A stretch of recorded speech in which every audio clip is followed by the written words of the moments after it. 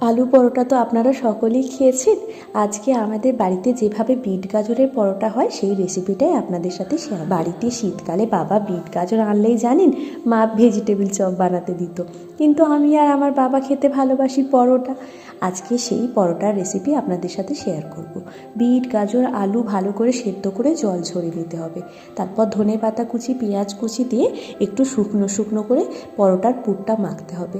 শুকনো করে না মাখলে জানেন পরোটাটা বেলার সময় পুরটা বেরিয়ে আসবে, একদম সেটা খেতে ভালো হয় না জানেন। শাশুড়িমা ওদিকে একটু বেগুন ভাজা কেটে পরোটাগুলো সুন্দর করে বেলে দিয়েছে। চলুন এবার আমি আস্তে আস্তে সেঁকে নিই। দেখেছেন পরোটার একটু পুর বেরিয়ে আসেনি আর কি সুন্দর ফুলে উঠেছে।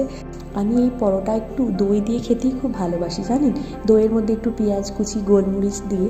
কিন্তু এত ঠান্ডায় আজকে আর দইটা নেব না জানেন, ঠান্ডা লেগেছে, গলাটা বসে গেছে। একটু সস আর একটু গুড়ের রসগোল্লা পেঁয়াজ লঙ্কা, ব্যাস